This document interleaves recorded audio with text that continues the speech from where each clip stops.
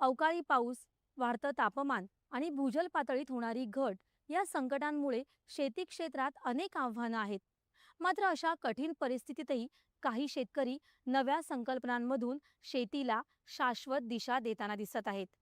वाशिम जिल्ह्यातील मानोरा तालुक्यातील सोमठाणा इथले प्रगतिशील शेतकरी पंकज राऊत यांनी तण खाई धन या म्हणीला छेद देत तण देई धन ही संकल्पना प्रत्यक्षात आणली आहे. खसगवताच्या लागवडीतून त्यांनी मृदा संधारण आणि जलसंधारणाचा नवा प्रयोग शेतकऱ्यांसमोर उभा केला आहे. बहुपीक पद्धती, फळबाग आणि खसगवताच्या योग्य नियोजनातून त्यांनी शेती अधिक टिकाऊ आणि उत्पन्नक्षम बनवली आहे. जाणून घेऊयात या अभिनव प्रयोगाविषयी.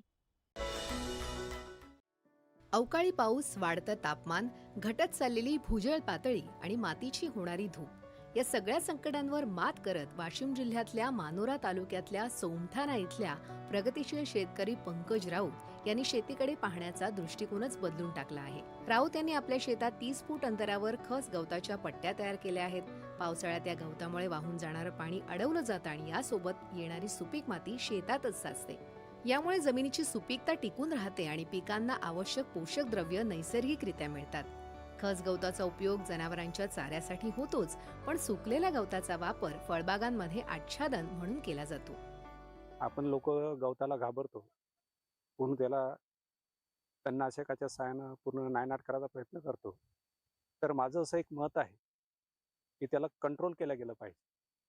नायनाट करायच्या मागं नाही लागू, त्याचाच आच्छादन म्हणून आपण उपयोग करू शकतो. खसगवताचे भरपूर फायदे आहेत. त्याच्यापैकी माझ्याकडे चारा म्हणून त्याचा वापर करतोय, गाईचा चारा म्हणून वापर करतोय. दुसरं जे आहे, त्याची जी मुळं आहेत त्या मुळापासून आपण सुगंधी द्रव्य मिळवू शकतो. पाणी शुद्धीकरणासाठी त्याचा वापर करू शकतो. आणि सर्व शेतकऱ्यांना माझी विनंती आहे की उताराला आळवा धुरा जिथं असेल तिथं खसगवत लावावे आणि उताराला आडवी पेरणी करावी, जेणेकरून येणाऱ्या पावसाळ्यात आपल्या शेतीचं नुकसान होणार नाही. आहाराच्या ज्या गरजा आहे या मातीतूनच भागवल्या जातात आणि या मातीचं संवर्धन करणं, या मातीला टिकवून ठेवणं हे म्हणजे आपलं कर्तव्य आहे. या दृष्टिकोनातून आम्ही या खसगवताची लागवड केली. राऊत यांनी खस गवतासोबत मोसंबी, संत्री, चिकू, आवळा, सीताफळ, पेरू आणि आंबा यासारख्या फळझाडांची लागवड केली आहे. तसंच बांबू शेती, सोयाबीन, तूर, गहू, चणा, तीळ, ज्वारी, मूग अशी अनेक पिकं घेत बहुपीक पद्धतीचा अवलंब केला आहे आणि त्यामुळे उत्पन्नाचे विविध स्रोतही निर्माण झाले आहेत. आज खस गवत लावल्यामुळे आमच्या जे शेत जमिनीचे मातीचं खूप छानरित्या संवर्धन होत आहे. तसेच जे पाण्यामुळं जे माती गाळ वाहून जात आहे, तो गाळ वाहून म्हणजे जाग्यावरच थांबत आहे. त्यामुळे शेतीची धूप सुद्धा थांबत आहे. जसं म्हण आहे की तण खाई धन, परंतु इथे येऊन जेव्हा आम्ही पाहतो तेव्हा असं लक्षात येतं की तण देई धन या उक्तीचं खरं तर पंकज राऊत यांनी सार्थ केलेलं आहे. वेटीवर हे ग्रास मूळतः भारताचाच आहे.